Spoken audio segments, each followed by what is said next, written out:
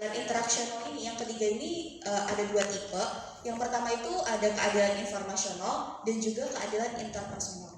Jadi kalau keadilan informasional itu tuh lebih ke bagaimana sih keadilan karyawannya mendapatkan penjelasan yang jujur dari atasannya dan sebagainya, transparansinya dan sebagainya. Kalau keadilan interpersonal ini lebih ke apakah karyawan tersebut diperlakukan secara hormat atau tidak, terus juga bagaimana sih atasannya bersikap terhadap bawahannya dan sebagainya. Ya, stop dulu, saya review.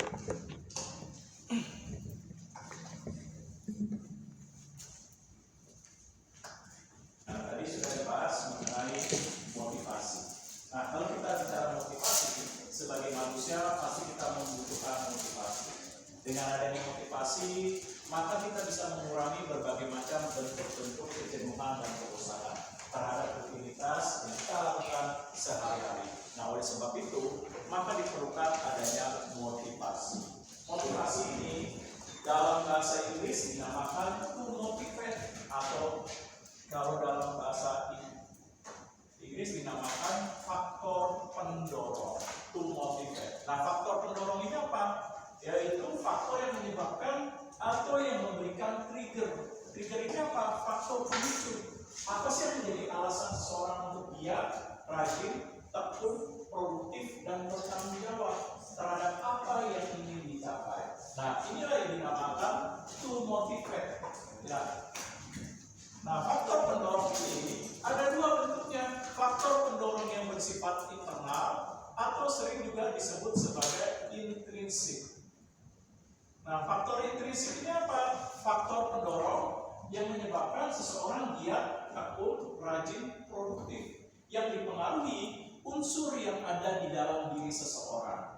Contoh misalnya, kenapa sih orang tua kalian mau bekerja dengan rajin, tekun, giat, pagi-pagi jam 5 atau jam 6 orang tua kalian sudah berangkat ke kantor? Ada yang mengendarai motor mungkin, ada yang mengendarai mobil, ada yang mungkin orang tua kalian membuka usaha, pagi-pagi sudah buka toko, buka gerai, buka showroom. Nah, kenapa hal itu dilakukan? Pasti ada faktor motivasi yang disebabkan faktor intrinsik internal. Nah, faktor intrinsik internal ini dipengaruhi oleh pertama tujuan.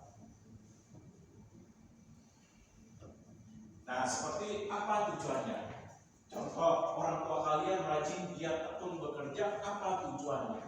Pasti tahu tujuannya, mengerti dengan baik, seperti supaya nanti bisa menyekolahkan anak-anaknya dengan baik, supaya anak-anaknya nanti ketika orang tuanya sudah pensiun atau mohon maaf namanya manusia suatu saat kan pasti meninggal dunia.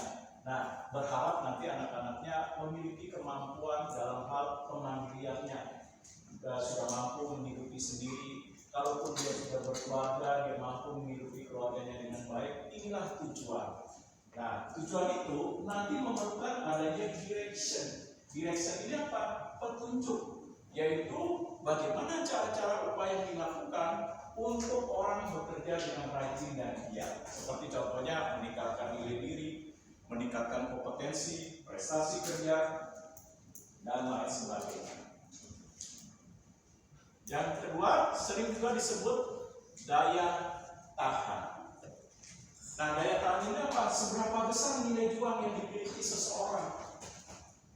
Contoh, misalnya, orang ingin menduduki posisi tertinggi dalam organisasi, katakan menjadi direktur utama. Nah, untuk bisa menjadi direktur utama, apa yang perlu dilakukan?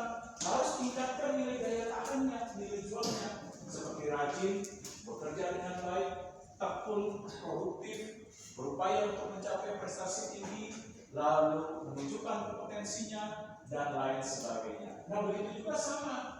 Seperti ini, paling belakang, namanya siapa?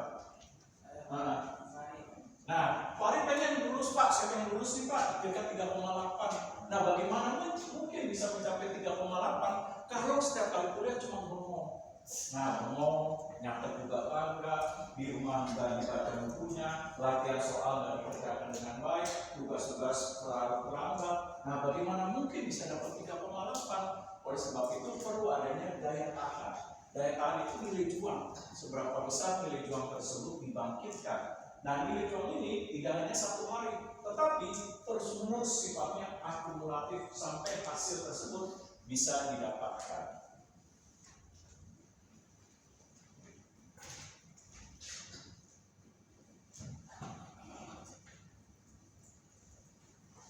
Nah, selanjutnya frekuensi atau yang tadi sudah disebut kelompok persistensi, yaitu seberapa sering. Artinya, bagaimana orang tersebut untuk bisa mencapai tujuan, dia terus berupaya secara akumulatif. Artinya, kerajinan, ketekunan, daya juangnya, pencapaian tujuannya tidak dibangun satu hari. Seperti Alif, Pak, saya pengen Pak menjadi lulusan terbaik, nanti duduk kalau wisuda paling depan Pak.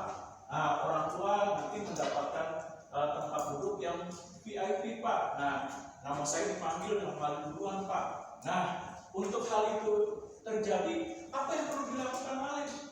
Frekuensinya dibangun. Dibangunnya apa?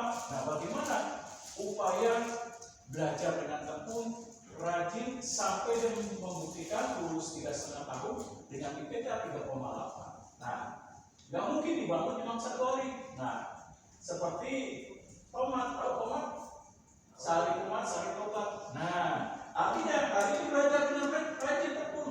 Besok lagi ditanya, nggak baca buku? Masa Pak?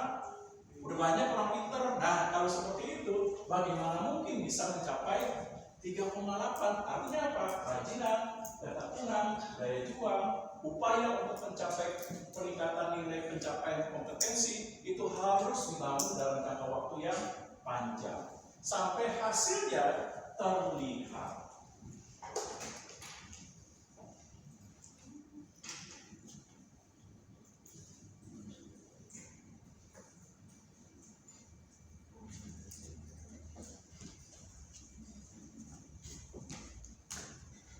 Lalu ada ekstrinsik. Apa ini ekstrinsik? Yaitu faktor motivasi, yaitu dorongan motivasi yang menyebabkan seseorang mau bekerja dengan rajin, giat, tekun, produktif yang disebabkan faktor-faktor dorongan dari luar dirinya. Seperti manajer, pimpinan, mengiming-imingi para pekerja, kalau kamu bagian penjualan bisa mampu mencapai target penjualan dengan baik, komisi menanti Anda, kenaikan gaji akan menanti Anda, promosi jabatan akan menanti Anda, kenaikan tunjangan akan menanti Anda. Nah, inilah eksternal. Sama seperti kalian dalam kehidupan sehari-hari. Nah, sebagai mahasiswa diimingilah orang tua. Nah, kalau rajin, nah, mami janji deh beli kamu motor sport Kawasaki yang 250 cc. Bener ya Pak? Iya. Nah, apa yang dilakukan? Dia belajar dengan tekun untuk bisa mendapatkan suatu bentuk motivasi dorongan yang sifatnya eksternal. Nah, saya stop dulu. Ada pertanyaan? Kira-kira silakan. Nah, nantinya pemberian motivasi itu akan digunakan oleh perusahaan. Nah, oleh sebab itu, perusahaan dalam merancang pemberian motivasi harus mengetahui terlebih dahulu needs. Nah, needs ini apa? Needs ini apa yang dibutuhkan oleh pekerja. Kira-kira kalau pekerja supaya rajin, giat, tekun, setia, loyal terhadap perusahaan, apa yang perlu diperhatikan dalam kebutuhan? Harus diperhatikan gajinya, bonusnya, insentifnya, tunjangan sosialnya, THR-nya, tunjangan hari rayanya bagaimana, fasilitas yang diberikan kantor seperti apa, lalu bagaimana perhatian terhadap pengembangan karir dan lain sebagainya.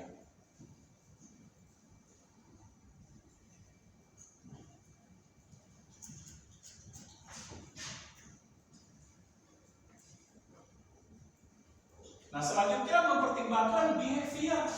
Behavior ini apa? Perilakunya. Bagaimana perilaku dalam bekerja? Kalau perilaku dalam bekerjanya selalu bengong. Nah, misalnya saya punya karyawan Alif, udah belum bikin dokumen? Apa Pak? Dokumen? Nggak tahu Pak, emang Bapak suruh. Nah, kalau seperti itu behavior perilakunya bagaimana? Nah, tentu perusahaan akan memberikan nantinya bentuk motivasi secara negatif, seperti surat peringatan SP 1. Nah, sering lagi kerja bengong, habis itu ditambah lagi bengong pulang kan. Nah, dikasih peringatan surat SP kedua. Nah, tambah bandel, udah pulang tambah ketiga sering menambah. Nah, udah akhirnya perusahaan memberikan skorsing.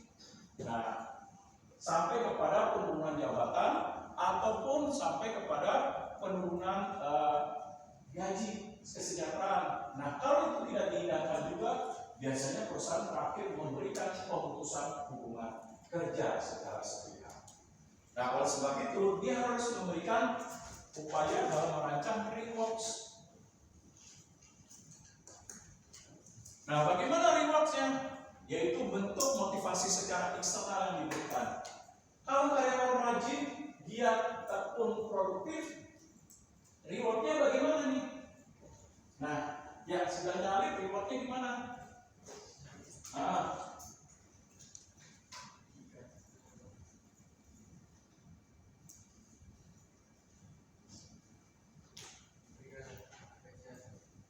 Apresiasi kayak gimana bentuknya? Kalau punya karyawan yang dia rajin, tekun, produktif, loyal, memiliki dedikasi, apa yang perlu diperhatikan? Berikanlah apa? Nah, reward yang positif, bentuk pemberian reward yang positif itu apa tadi? Bisa kenaikan gaji, kenaikan uang transport, kenaikan uang makan, bisa kenaikan terhadap insentif. Nah, bisa juga diberikan kenaikan terhadap fasilitas. Contoh, yang dulunya Alif dikasih fasilitas berupa kerja dikasih suprapit cuma suprapit 2006, karena rajin, giat tekun produktif, akhirnya dinaikkan oleh manajernya. Ya sudah, kasih fasilitas supra X, dinaikkan Pak. Nah, beda suprapit kan yang 2006 ini supra X yang terbaru yang 125 cc. Nah, kan ada peningkatan. Nah, bagaimana? Apakah Alif tambah rajin, tambah giat? Atau sebaliknya? Dikasih pinjam Pak. Oh, nanti kalau udah manajer baru pinjam.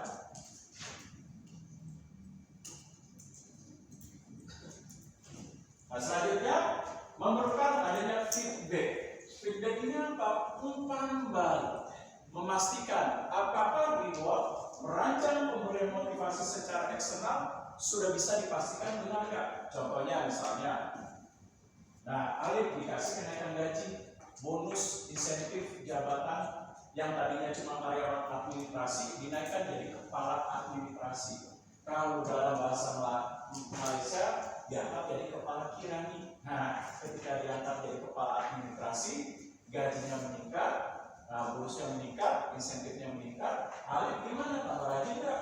Nah, ataukah kerja semakin bengong, lengah, ngomong? Nah, apakah tambah giat cekatan, tambah rajin, tambah giat? Nah, ini dilihat dari feedbacknya, umpan baliknya.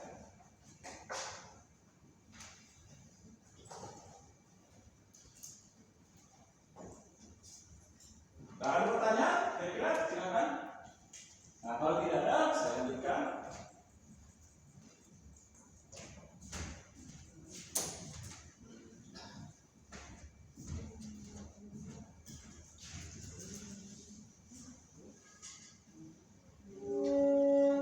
Nah, penerapan motivasi eksternal dan internal ini akan digunakan oleh perusahaan untuk meningkatkan semangat kegiatan bekerja agar lebih rajin, giat, produktif, dan tekun. Nah, bentuknya seperti ini.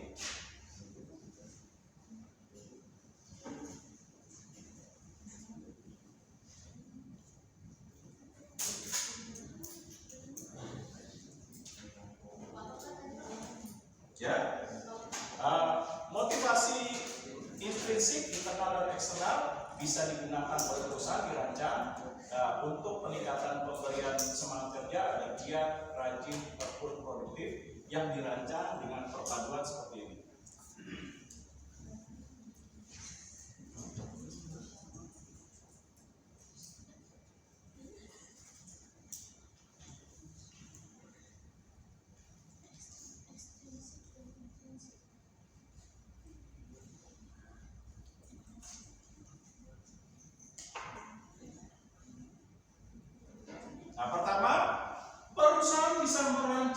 peningkatan pemberian motivasi agar giat, tekun, produktif yang sifatnya ekstrinsik untuk secara personal. Contoh, kalau tenaga penjual tersebut bisa melampaui target penjualan, pasti ada komisi penjualan yang lebih besar dibandingkan menerima komisi dari penjual yang lain hanya memenuhi target penjualan yang sifatnya standar.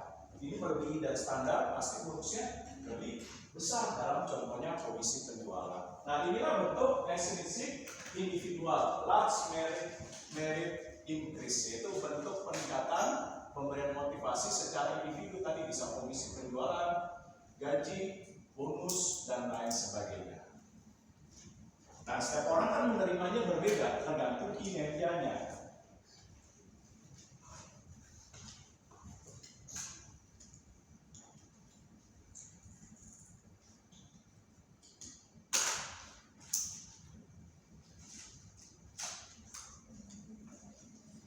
Nah, selanjutnya sistem wide yang dirancang untuk ekstrinsik, yaitu apa? Pemberian motivasi yang digunakan untuk meningkatkan kegairahan dalam bekerja, produktivitas, lalu ketekunan, dedikasi, loyalitas, dan lain sebagainya, maka dirancang untuk keseluruhan karyawan, mau rajin, mau tekun, mau enggak, semuanya menerima. Contohnya seperti apa? Seperti asuransi kesehatan, asuransi kecelakaan kerja, pemberian BPJS. Nah, itu semua karyawan akan mendapatkan, mau manajer, mau direktur, mau pekerja biasa atau administrasi, pasti mendapatkan.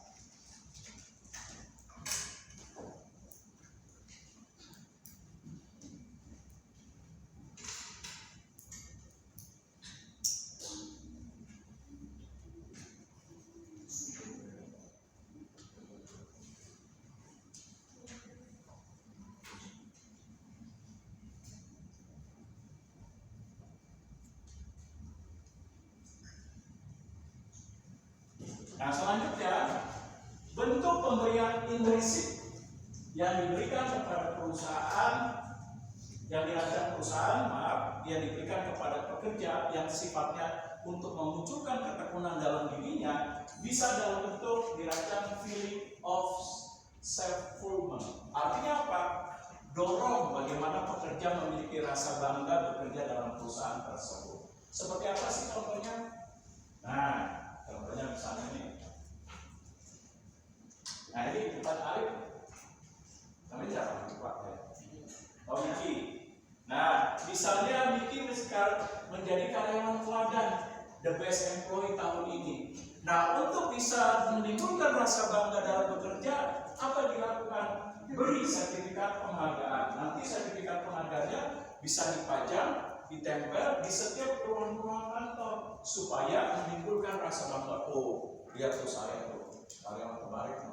Siapa nih? Ali, nah, atau nih Niki, nah, belum apa ya, nggak kayak gue nih Niki, karyawan terbaik tahun ini 2024. Nah, ini dia feel of self-fulfillment.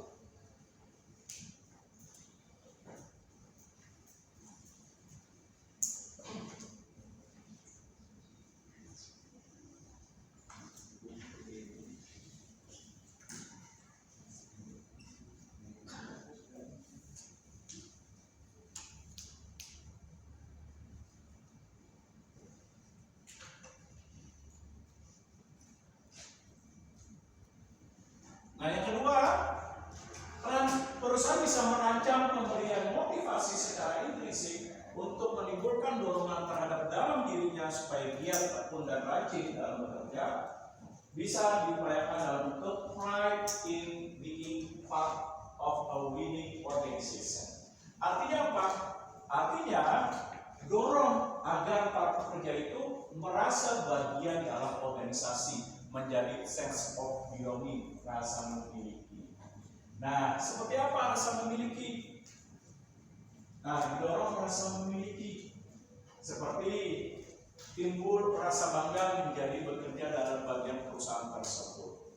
Contoh, nah, ketika Miki diterima dalam perusahaan besar, bekerja, katakanlah perusahaan AC kasta internasional, ketika pulang, nah seragamnya masih dipakai. Nah ketemu sama orang ditanya kerja di mana mas? Di lihat dong, seragam nih, lambangnya kasta internasional, perusahaan besar nih, ini aja nggak ngerti. Nah kalau seperti itu berarti ada rasa bangga bekerja dalam suatu perusahaan. Nggak tanya mas kalian posisi saya sebagai apa? Nah kalau seperti itu berarti sudah menjadi bagian dalam perusahaan, timbul rasa bangga menjadi bagian dalam perusahaan dan timbul rasa memiliki dalam perusahaan tersebut. Nah, tapi sebaliknya kalau orangnya dalam bekerja, ketika selesai bekerja seragamnya diumpetin, ditaruh di tas, kalau ditanya orang mas atau mbak kerja di mana? Udah digampangkan kerja mana? Oh, bajunya kecil, tanya-tanya. Nah, kalau seperti itu bagaimana? Terpaksa kan kok kerja di sini, gak ada pilihan. Tapi kalau punya pengalaman 2-3 tahun, saya bakalan pindah dah. Nah, kalau seperti itu, berarti apa? Rasa bangga memiliki bagian dalam perusahaan tersebut sudah tidak ada. Nah, sehingga motivasi intrinsiknya akan hilang. Nah, saya stop